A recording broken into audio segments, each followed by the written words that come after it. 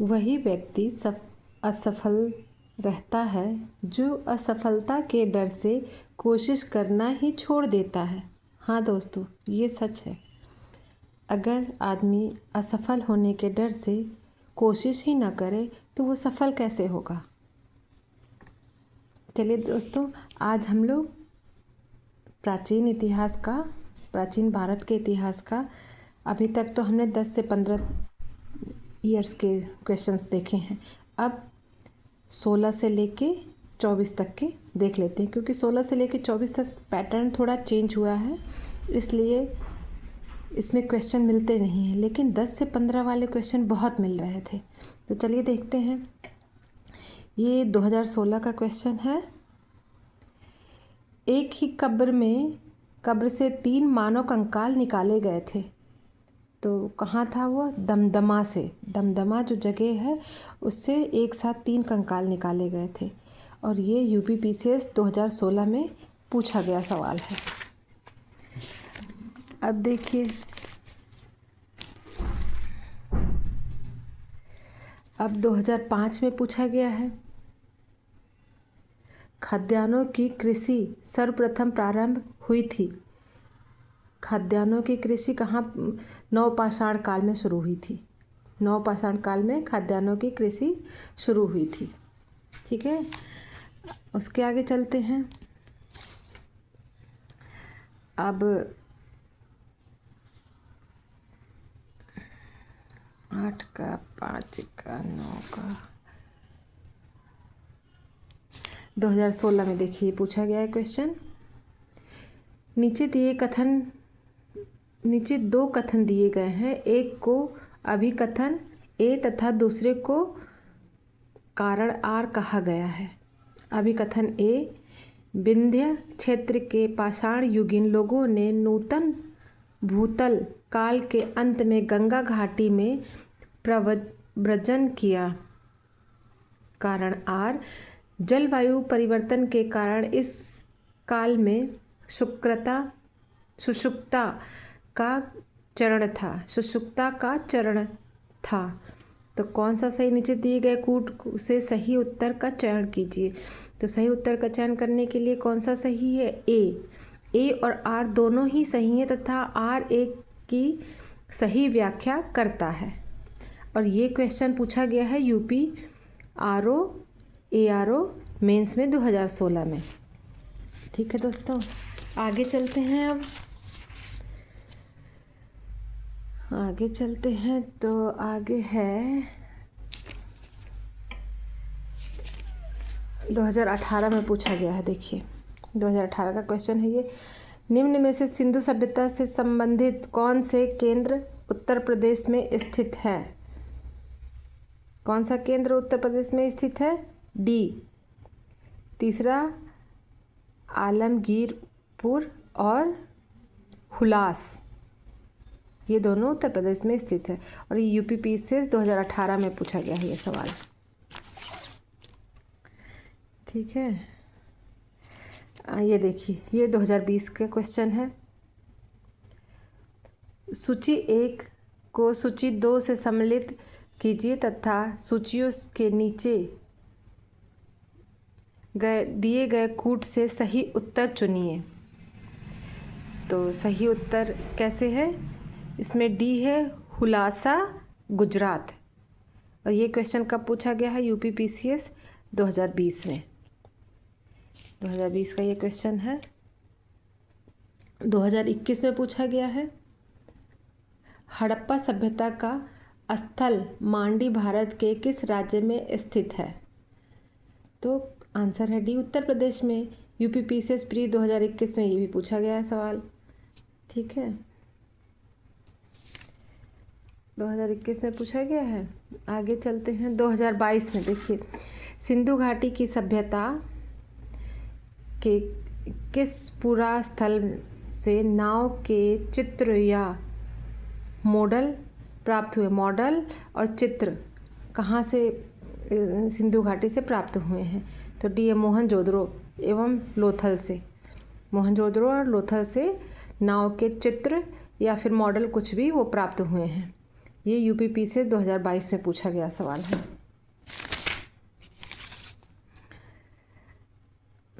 2022 में 2016 में पूछा गया है। ये देखिए, निम्नलिखित में से किस स्थिति में किस स्थल से द्विशव संस्कार डबल बरियल का प्रमाण मिला है? COD लोथल और कालीबंगा, लोथल और कालीबंगा से मिला है। ये 2016 में UPPCS मेंस में पूछा गया है ये क्वेश्चन।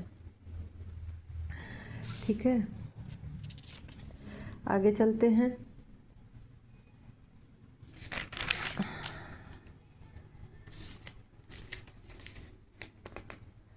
आगे है, हाँ ये देखिए 2023 में पूछा गया है। वैदिक कालीन प्रशासन में भागदू कौन अधिकारी था? भागदू कौन अधिकारी था? तो राजस्व कर जमा करने वाला, राजस्व कर जमा करने वाला भागदू अधिकारी था। ये UPPCS 2023 में पूछा गया है।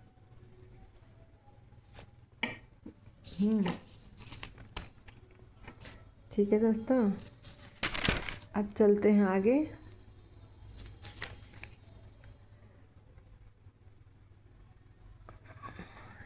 UPPCS की पढ़ाई भी तो बहुत हार्ड होती है, कहाँ से कौन सा क्वेश्चन पूछते पता ही नहीं चलता, लेकिन तैयारी जारी रखेंगे,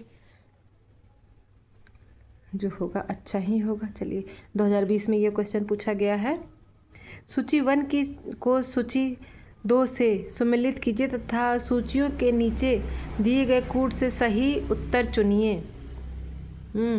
तो क्या सिंधु घाटी सभ्यता नगरीय थी, उत्तर वैदिक समाज कृषक था, ऋग्वैदिक समाज चारागाह था और मध्यकाल जमींदार थे। ठीक है, ये क्वेश्चन 2020 में पूछा गया है। 2020 का ये क्वेश्चन था। अब आगे चलते हैं।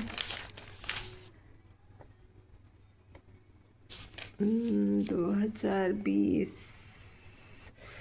में क्वेश्चन इसमें कम दिए गए हैं क्या? 2020 के क्वेश्चन दिख नहीं रहे हैं। 14 के दिख रहे हैं, 15 के दिख रहे हैं। हाँ, 2023 देखिए, मिलिंद पन्होराज बिलिंद तथा एक बौद्ध भिक्षु के मध्य संवाद रूप में एक भिक्षु थे। कौन से? तो नागसेन थे। वो मिलिंद पन्हो राजा मिलिंद तथा एक बौद्ध भिक्षु के मध्य संवाद रूप में हैं, वह भिक्षुक थे नागसेन। एक क्वेश्चन 2023 में UPPCS में पूछा गया है। जैन धर्म से और बौद्ध धर्म से कुछ क्वेश्चन पूछे जाते हैं, हिंदू धर्म से भी पूछे जाते हैं, ऐसा नहीं है, लेकिन इन लोगों से थोड़ा ज़्यादा क्वेश्चन रहते हैं। चलिए, सब तो 2014, 2004 ऐसे हैं सब। 10 तक का 15 तक का पूरा हो ही गया हमारा।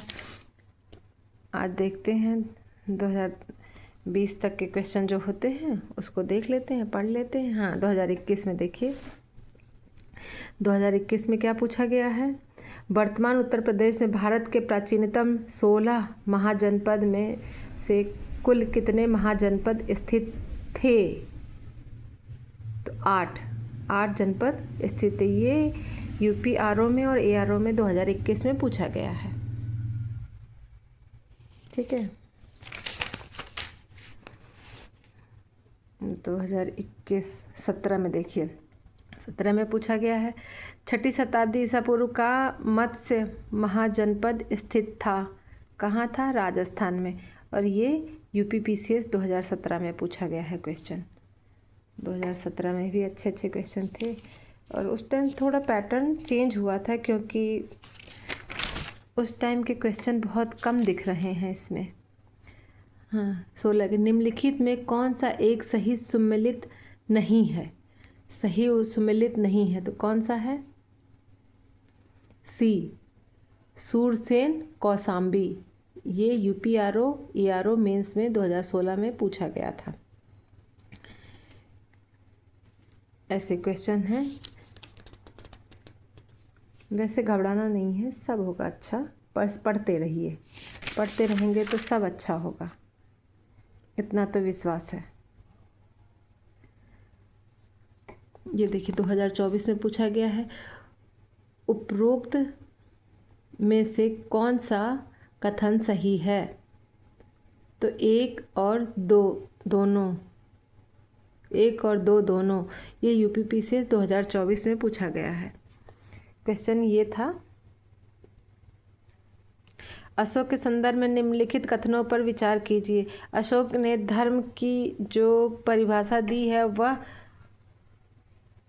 राहुलोवाद सूत्र से ली गई है। अपने राज्याभिषेक के 14वें वर्ष में अशोक ने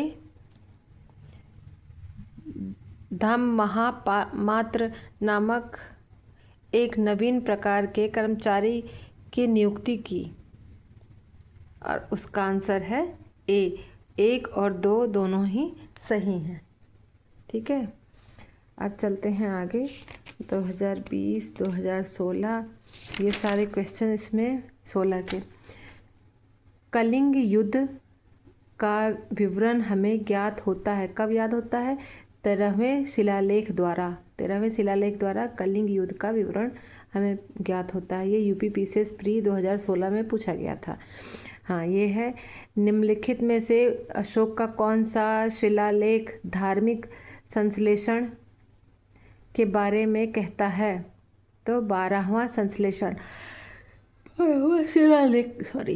12वां शिलालेख कहता है। ये यूपीपी से 2022 में पूछा गया है क्वेश्चन। ठीक है, आगे चलते हैं। आगे कौन से और क्वेश्चंस हैं?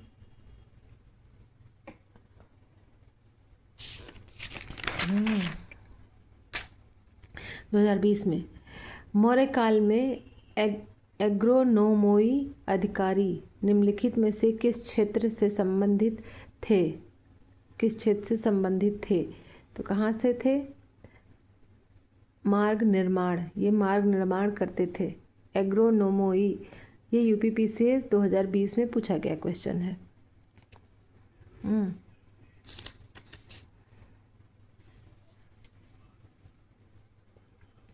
2017 में पूछा गया है। बराबर पहाड़ी की गुफाओं के विषय में निम्न में से कौन एक सही नहीं है? ये अभिलेख ईसा पूर्व 6ठी शताब्दी की है, ये सही नहीं है, और ये 2017 में पूछा गया है क्वेश्चन। आगे है, प्राचीन काल के भारत पर आक्रमणों के संबंध में निम्नलिखित में से कौन सा एक सही कालानुक्रम है? तो यूनानी, शक, कुषाण,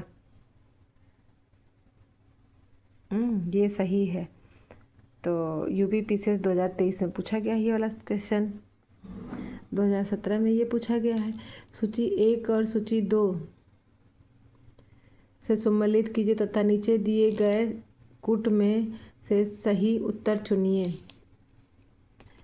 तो डिमेट्रियस हिंद यूनानी, रुद्रदामन, शक, गोडोफर्निज पहले और विम है कुषाण के। ये यूपीपीसीएस 2017 में पूछा गया क्वेश्चन है, यानी सी सही है। गोफोफर्निस, ये वाला। ठीक है, अब चलते हैं आगे।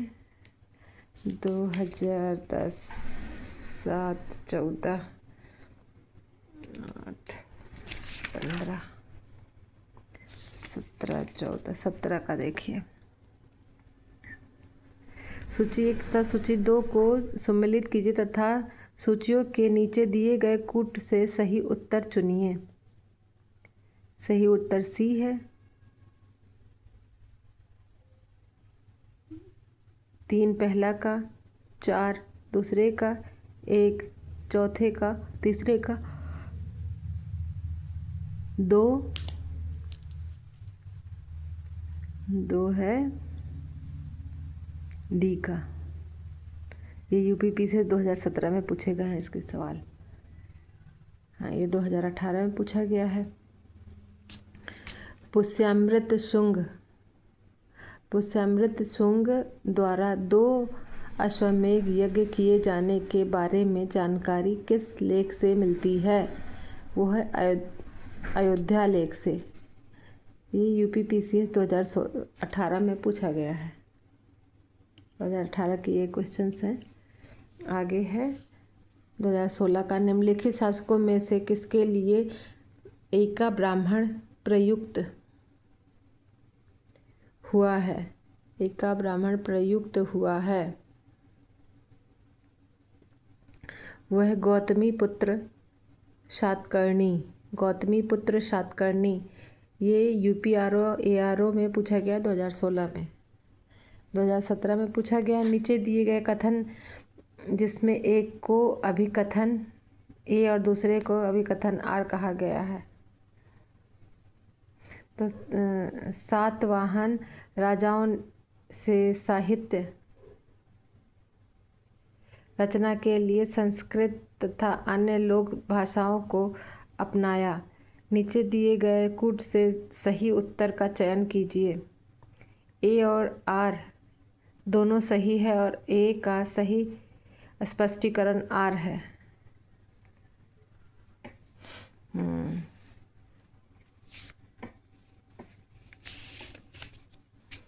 ये 2021 में पूछा गया है। सातवाहन शासकों के संदर्भ में निम्नलिखित कथनों में से कौन सा कथन सत्य है? तो 1 और 2 सत्य है। सातवाहन नरेश प्राकृत भाषा के पोषक थे। दूसरा, सातवाहन नरेश प्राकृतिक भाषा के पोषक थे। ये 20 का है। निम्नलिखित में से किस वंश के शासकों को पुराणों में श्री पार्वती कहा गया है? इक्ष्वाकु वंश को श्री पार्वती कहा गया है। ये यूपीपीसीएस 2020 में पूछे गए हैं ये क्वेश्चंस। ठीक है।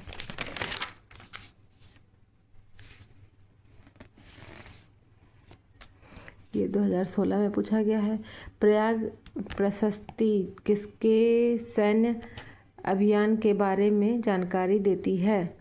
वो है जहांगीर के बारे में जानकारी देती है। ये यूपीआरओ एआरओ में 2016 में पूछा गया है। पृथिव्या प्रथम और उपाधि दी किसको? समुद्रगुप्त की उपाधि समुद्रगुप्त को ये उपाधि मिली थी। ये 2016 यूपीपीसीएस में पूछा गया क्वेश्चन है। 2002 में दिल्ली की कुब्बत उल इस्लाम मस्जिद के प्रांगण में उन्नत प्रसिद्ध लौह स्तंभ किसकी स्तुति में है? चंद्र की स्तुति में है। ये 2002 में पूछा गया है।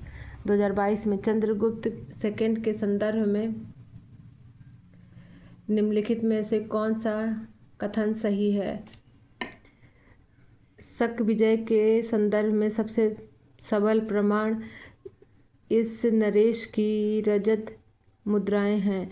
इन मुद्राओं के तौल लगभग 33 ग्रेन हुआ करती थी। नीचे दिए गए कूट से सही उत्तर का चयन कीजिए। तो 1 और 2 सही उत्तर है।